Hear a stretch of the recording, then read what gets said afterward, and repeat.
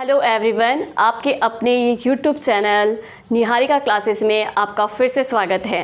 पिछली क्लास में हमने स्टार्ट किया था उत्सर्जन तंत्र, ठीक है। और उत्सर्जन तंत्र में हमने ये देखा था जीव कितने प्रकार के होते हैं उत्सर्जित पदार्थों के आधार पे, और साथ ही साथ हमने देखा था कि मानव का उत्सर्जन तंत्र और उसके कौन कौन से अंग होते हैं और वो कैसे कार्य करते हैं। फिर आज जो हम इस क्लास में पढ़ने वाले हैं वो देखने वाले हैं वृक्क की या किडनी की जो संरचनात्मक व क्रियात्मक इकाई होती हैं, जिसे हम स्ट्रक्चरल या फंक्शनल यूनिट कहते हैं, नेफ्रॉन जिसे कहते हैं नेफ्रॉन यानी वृक्क। उस नेफ्रॉन की आज हम पूरी संरचना देखेंगे और उस नेफ्रॉन का पूरा फंक्शन देखेंगे कि वो किस तरीके से रुधिर को छान लेती है और वहां से यूरिया को अलग करती है। तो चलिए स्टार्ट करते हैं आज की क्लास। और देखिएगा हम बात करने वाले हैं आज नेफ्रॉन के बारे में। अगर मैं बात करूं नेफ्रॉन की, तो सबसे पहले तो मैंने आपको एक चीज बताई कि वृक्क के अंदर, प्रत्येक वृक्क या किडनी के अंदर, प्रत्येक वृक्क या किडनी के अंदर इनकी संख्या की बात करें तो 10 लाख होती है। मतलब एक किडनी में 10 लाख तो दूसरी किडनी में भी 10 लाख, यानी टोटल 20 लाख। तो मतलब आप सोचिएगा कि कितनी छोटी छोटी संरचनाएं होंगी ये नेफ्रॉन। अब इनका फंक्शन कैसे होता है, ये कैसे कार्य करती हैं। देखिए, अगर हम नेफ्रॉन की बात करें तो नेफ्रॉन से सबसे पहले एक अभिवाही धमनी, कौन सी धमनी, अभिवाही धमनी, जो शरीर के अंगों से रुधिर को लेके आएगी, है ना। अभिवाही धमनी जिसे कहते हैं एफेरेंट, क्या कहते हैं, एफेरेंट ब्लड वेसल्स। अभिवाही धमनी जिसे कहते हैं एफेरेंट ब्लड वेसल्स, ठीक है, जो शरीर के अंगों से रुधिर को लेके आती है, ठीक है। फिर इसी के साथ में एक और नलिका जुड़ी होती है जिसे हम कहते हैं अपवाही धमनी, जिसे कहते हैं हम अपवाही धमनी, या जिसे कहते हैं इफेरेंट ब्लड सेल्स। क्या कहते हैं, इफेरेंट ब्लड सेल्स, है ना। अपवाही जो मतलब लेके जाएगी, है ना, अपवाही धमनी, या जिसे हम कहते हैं ब्लड वेसल्स। और कौन सी ब्लड वेसल्स, जिसे हम कहते हैं अपवाही धमनी, इफेरेंट ब्लड वेसल्स होती है ना, इफेरेंट आर्टरीज होती है ये, ठीक है। और अभिवाही धमनी जिसे कहते हैं एफेरेंट आर्टरीज, ठीक है। अब देखना कि अभिवाही धमनी तो क्या करती है, शरीर के विभिन्न अंगों से रुधिर को लेके आती है। और कहाँ पे लेके आती है, वृक्क के अंदर लेके आती है। और वृक्क में भी कहाँ लेके आती है, नेफ्रॉन के अंदर लेके आती है ना, वृक्क के अंदर। जब ये रक्त को लेके आ रही है तो सबसे पहले तो देखो कि आपके सामने मैंने इन दोनों धमनियों में एक अंतर बनाया है। एक अंतर आपको दिख रहा होगा कि ये जो अपवाही धमनी होती है, अभिवाही धमनी जो होती है वो थोड़ी मोटी होती है ना, तो मतलब ब्लड भी बहुत स्पीड से आएगा। और मैं बात करूँ अपवाही धमनी की तो इसकी जो चौड़ाई है वो क्या है, थोड़ी कम है, तो ब्लड थोड़ा मतलब इसकी तुलना में इसकी स्पीड से कम जाएगा। ये लेके आने वाली है, मतलब शरीर के अंगों से लेके आती है और ये वापस शरीर के अंगों तक रक्त को लेके जाती है, ठीक है। तो अब देखो कि जब ये अभिवाही धमनी जो है, ये अभिवाही धमनी जब रक्त को लेके आती है तो आगे जाकर यही अभिवाही धमनी जो है पतली पतली रक्त केशिकाओं में विभाजित हो जाती है, कैपिलरीज जिसे कहते हैं ना, पतली पतली रक्त केशिकाओं में विभाजित हो जाती है। अब सुनना कि जब ब्लड आ रहा था तो उसकी स्पीड बहुत ज़्यादा थी, क्योंकि यहाँ पर अभिवाही धमनी की चौड़ाई ज़्यादा थी। लेकिन जब यही धमनी आगे जाके रक्त केशिकाएं यानी बहुत पतली पतली नलिकाओं में विभाजित हो जाती है तो मतलब यहाँ पर रक्त के ऊपर क्या पड़ेगा, एक दबाव पड़ेगा, क्योंकि पहले तो वो इसका फ्लो बहुत तेज था, फिर आगे जाके क्या हो गया, फ्लो धीरे हो गया। तो यहाँ पर एक प्रेशर पड़ता है, इधर से तो तेज आ रहा है, वही इधर से जितना तेज रक्त आ रहा है उतना ही तेज इस रक्त को यहाँ से निकलना भी है। तो यहाँ पर क्या होता है, एक दबाव पड़ता है ना, एक प्रेशर पड़ता है, ठीक है। अब उसकी वजह से क्या होता है कि देखो ये जो आपकी रक्त केशिकाएं हैं, कैपिलरीज है, इसके नीचे एक कप नुमा संरचना होती है जिसे कहते हैं वोमेन संपुट। क्या कहते हैं, वोमेन संपुट। ये जो कपनुमा संरचना होती है इसे कहते हैं वोमेन संपुट, है ना, या इसे कहते हैं वोमेन कैप्सूल, ठीक है, वोमेन संपुट या इसे ही कहते हैं वोमेन कैप्सूल। और जो ये पतली पतली कोशिकाओं का ये जो गुच्छा बन गया है, एक जाल सा जो बन गया है, इसे कहते हैं ग्लोमेरुलस। क्या कहते हैं, ग्लोमेरुलस, ठीक है। अब सुनना कि जैसे ही रक्त यहाँ आया, इन कैपिलरीज में आया, ठीक है, तो यहाँ पर एक 10 mmg ऑफ Hg का एक प्रेशर पड़ता है, एक दबाव पड़ता है, एक फिल्ट्रेट दबाव पड़ता है ना, एक नेट फिल्ट्रेशन दबाव होता है। तो यहाँ पर जो ये नेट फिल्ट्रेशन दबाव होता है, पहले तो वो कितना होता है, 10 mm ऑफ Hg। कितना होता है, 10 mm ऑफ Hg। ये इंपॉर्टेंट है, ये आपको ध्यान रखना है कि अगर आपसे पूछे कि ग्लोमेरुलस फिल्ट्रेट के समय में नेट फिल्ट्रेट प्रेशर कितना पड़ता है तो 10 mm ऑफ Hg। अब इस नेट फिल्ट्रेशन प्रेशर की वजह से, इस दाब की वजह से इन रक्त केशिकाओं में से जो है वो अपशिष्ट पदार्थ छन के कहाँ आ जाता है, इस वोमेन संपुट के अंदर, है ना। जैसे यहाँ प्रेशर पड़ता है तो यहाँ से जो अपशिष्ट पदार्थ होता है वो छनकर कहाँ आ जाता है, वोमेन संपुट के अंदर। ठीक है। अब वोमेन संपुट के अंदर आ गया है, ठीक है। तो अब जो बाकी का जो रक्त बचा है तो जिसके अंदर हमारे कुछ आवश्यक तत्व होंगे, वो रक्त यहाँ से वापस किस में चला जाएगा, अपवायी धमनी के अंदर, है ना, जिसे कहते हैं इफेरेंट आर्टरीज, ठीक है। इस इफेरेंट आर्टरीज के द्वारा उन आवश्यक पदार्थों को वापस कहाँ पहुँचा दिया जाएगा, शरीर के विभिन्न अंगों तक, ठीक है। तो देखिए लेके कौन आई थी, अभिवाही धमनी। उस रक्त के अंदर जितने भी अपशिष्ट पदार्थ थे वो इस नेट फिल्ट्रेशन प्रेशर के कारण कहाँ पे आ गए, छन के वोमेन संपुट में आ गए। अब जो छनकर यहाँ पर जो ये वोमेन संपुट में जो द्रव आया है इसको कहते हैं ग्लोमेरुलस फिल्ट्रेट। क्या कहते हैं, ग्लोमेरुलस फिल्ट्रेट, या इसे कहते हैं ग्लोमेरुलस द्रव, ठीक है, या निस्यंदन, ग्लोमेरुलस निस्यंदन द्रव कहते हैं इसको, है ना, ठीक है, ग्लोमेरुलस फिल्ट्रेट। क्योंकि भाई जो यहाँ पर आया वो तरल पदार्थ ही है, उस तरल पदार्थ में क्या है, अपशिष्ट पदार्थ है और कुछ आवश्यक पदार्थ भी आ जाते हैं छन के, है ना, तो ग्लोमेरुलस फिल्ट्रेट, ठीक है।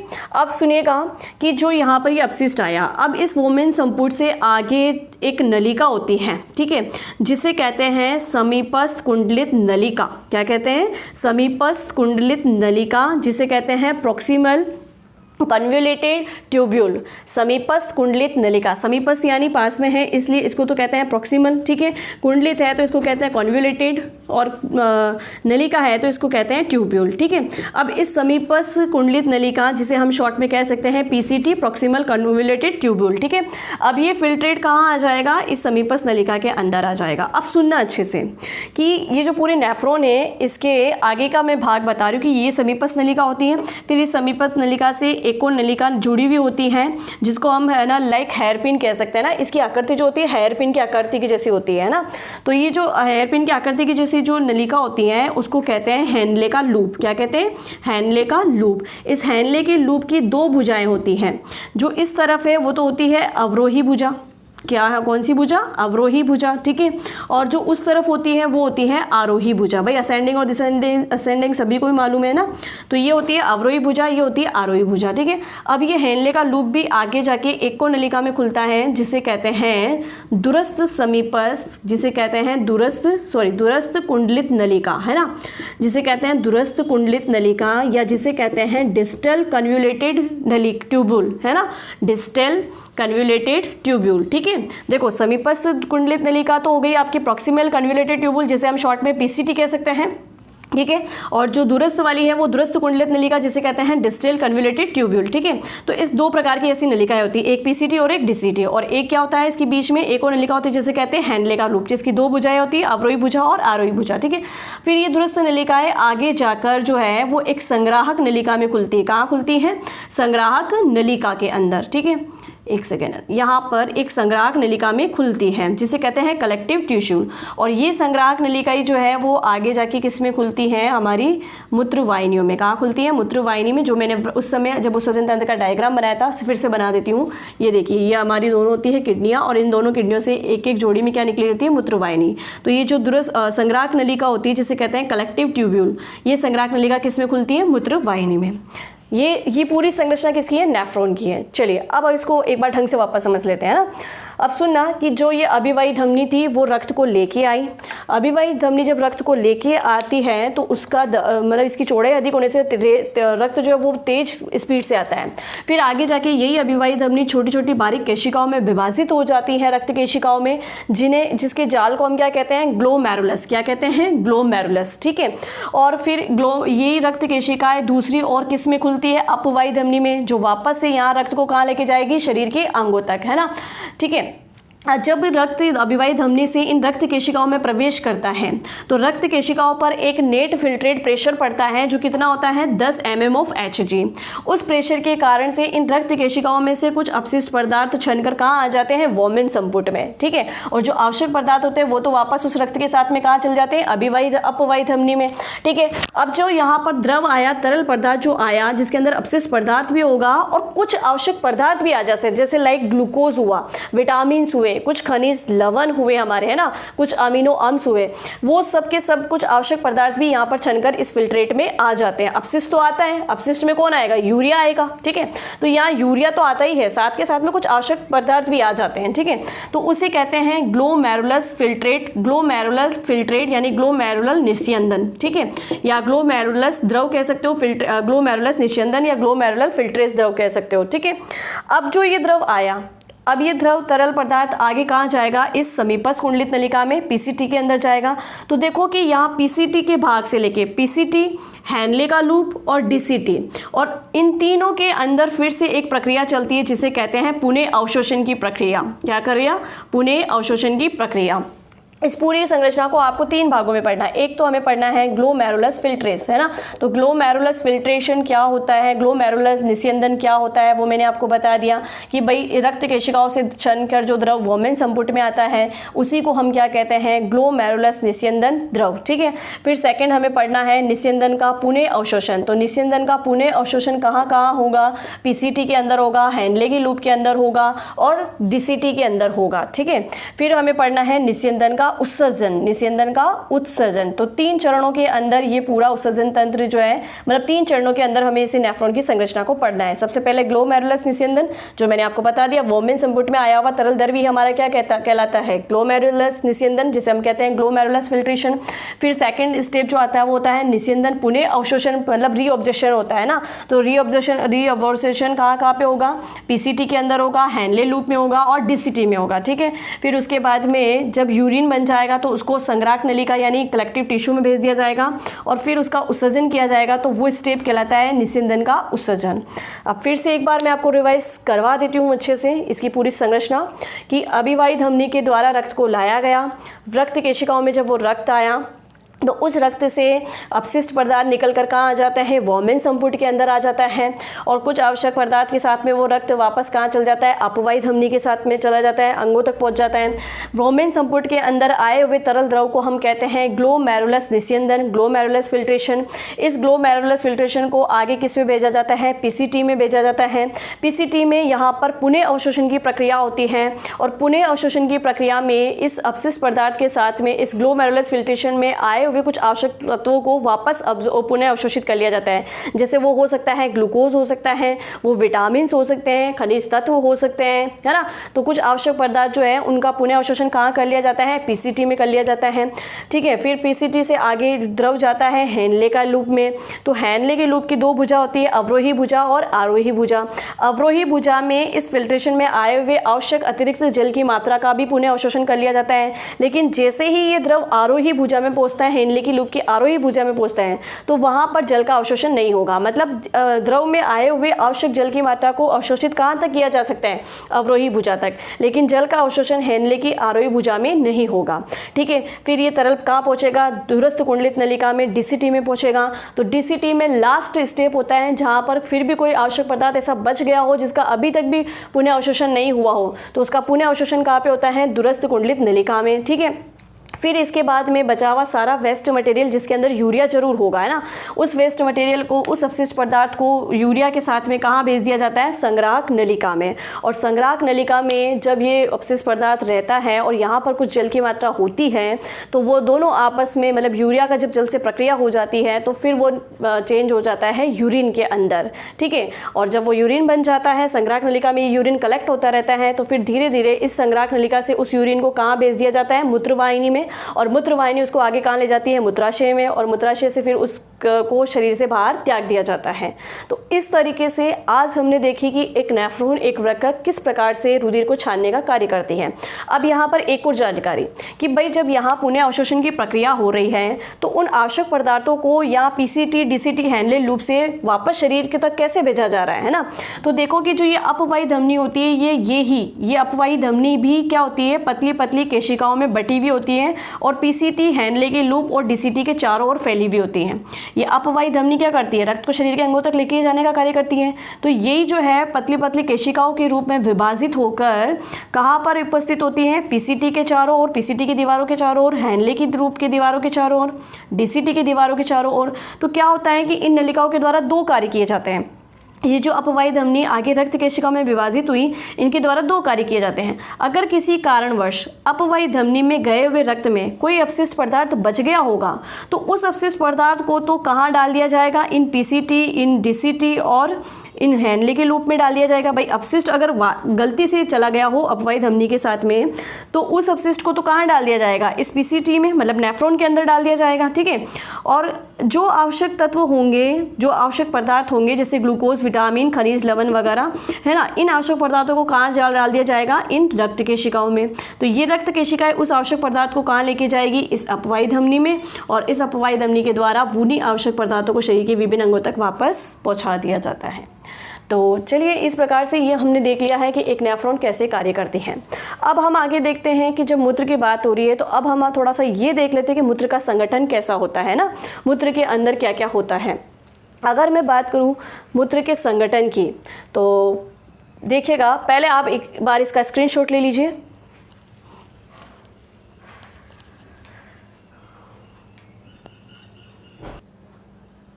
तो चलिए, हमने नेफ्रॉन की संरचना तो देख लेती है कि वो कैसे कार्य करती है, किस प्रकार से वो रक्त को छानती है और कैसे वहाँ से यूरिया अलग होता है और फिर वो यूरिन में परिवर्तित होता है और उसको शरीर से बाहर निकाल दिया जाता है।